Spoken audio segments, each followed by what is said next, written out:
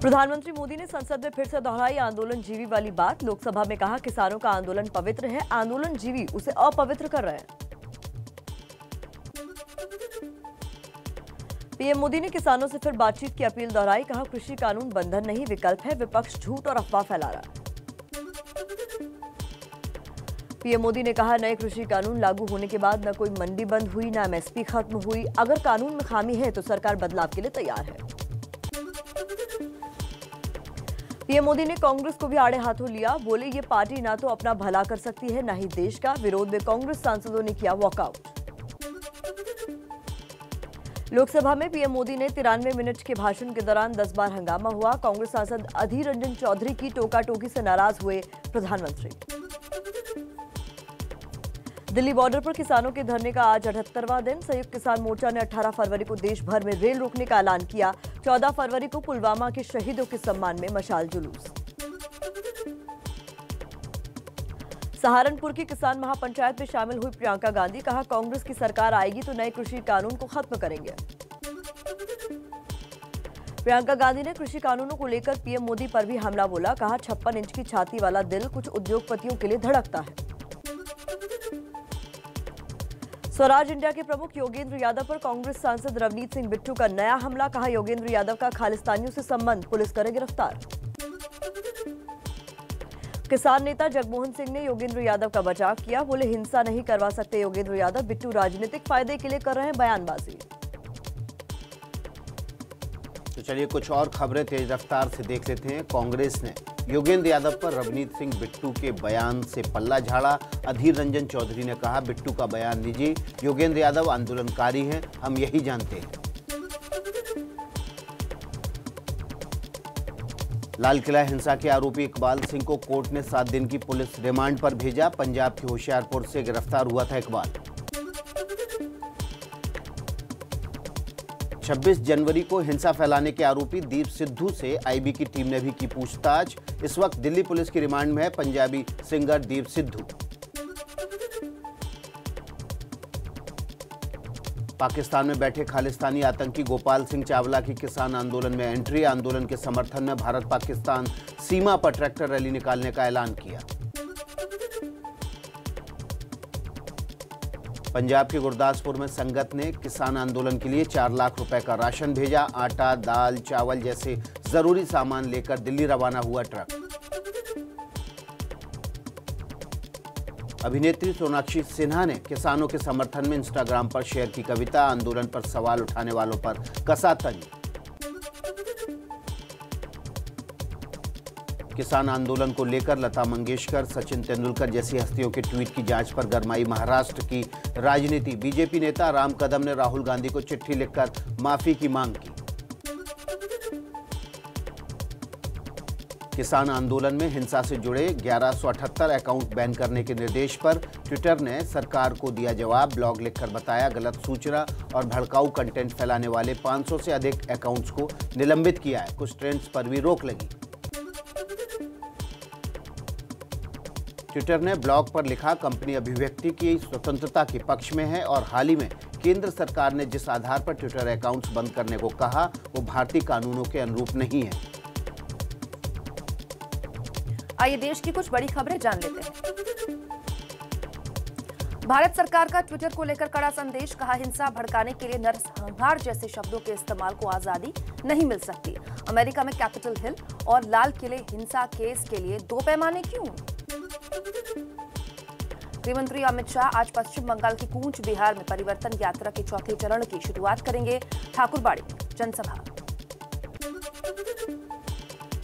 अमित शाह कूच बिहार के जिस इलाके में रैली करने वाले हैं उसे मतुआ समुदाय का गढ़ माना जाता है। बंगाल की 21 सीटों पर जीत हार तय करता है मतुआ समुदाय। बीजेपी की परिवर्तन यात्रा पर आज कोलकाता हाईकोर्ट फिर सुनवाई करेगा। याचिका में कोरोना और कानून व्यवस्था का हवाला देकर यात्रा रोकने की मांग की गई है। पश्चिम बंगाल के खड़गपुर में बीजेपी अध्यक्ष जेपी नड्डा ने चाय पर चर्चा की। बोले सोनार बांग्ला का सपना पूरा करेंगे।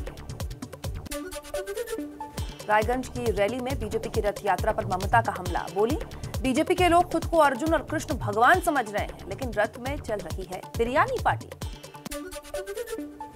मालदा की रैली में ममता बनर्जी बोली, बीजेपी को लाने का मतलब है दंगे करवाना। मेरे जिंदा रहते बंगाल में बीजेपी नहीं आ सकती। कोलकाता की इको पार्क में पुलिस ने बीजेपी समर्थकों को जय श्री राम के नारे लगाने से रोका। शुभेंदु अधिकारी ने ट्वीट किया वीडियो। केंद्रीय मंत्री गिरिराज सिंह ने ममता बनर्जी की तुलना उत्तर कोरिया के तानाशाह किम जोंग उन से की। बोले, ममता राज में रोज हो रही है जनप्रतिनिधियों की हत्या। राज्यसभा में गूंजा महंगे पेट्रोल डीजल का मुद्दा। एसपी सांसद विशंबर प्रसाद का पेट्रोलियम मंत्री से सवाल, सीता और रावण के देश में पेट्रोल सस्ता है, लेकिन राम के देश में महंगा क्यों? राजनीति की कुछ और अहम खबरें आपके सामने रख देते हैं। नीतीश कुमार आज प्रधानमंत्री मोदी से मुलाकात करेंगे। बिहार में दोबारा एनडीए सरकार बनने के बाद पहली मुलाकात।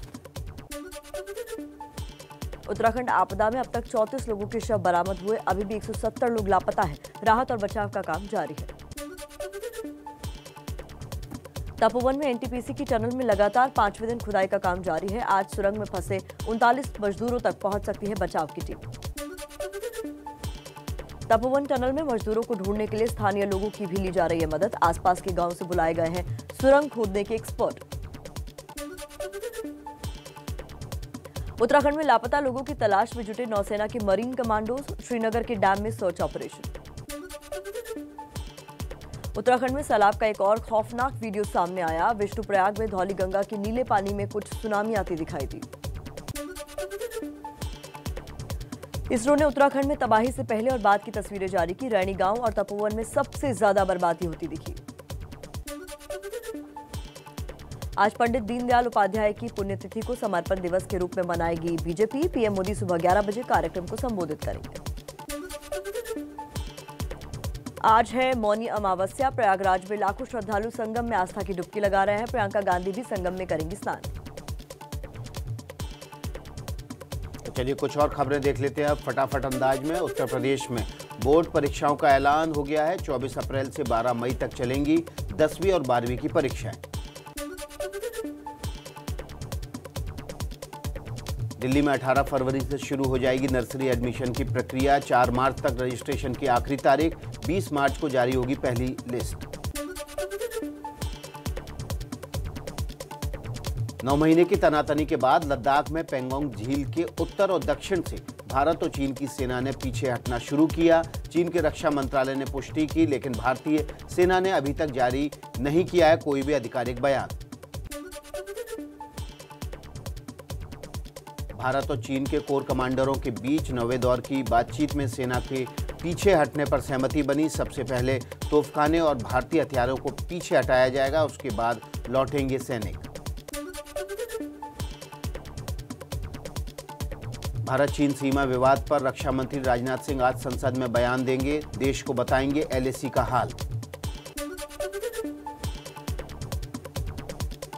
खैबर पख्तूनख्वा में मंदिर तोड़ने पर पाकिस्तान सुप्रीम कोर्ट सख्त। सरकार को 2 हफ्ते में पुनर्निर्माण का आदेश दिया।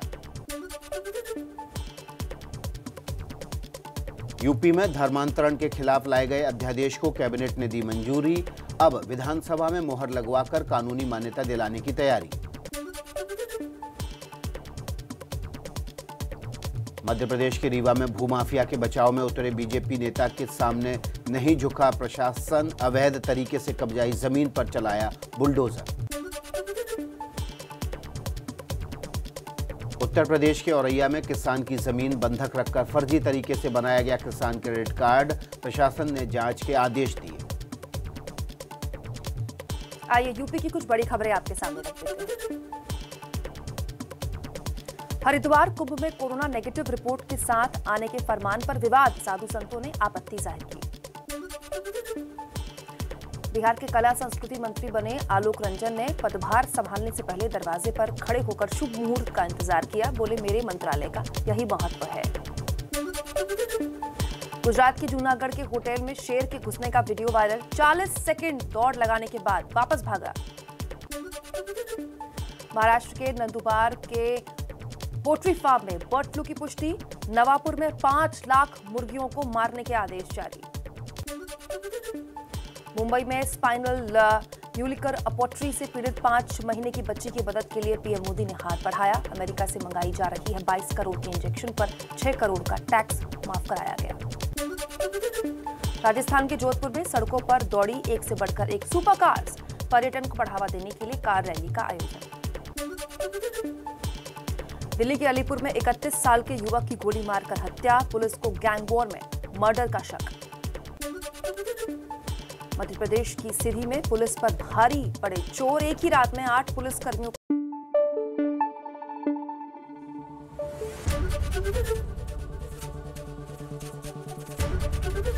एबीपी न्यूज आपको रखे आगे।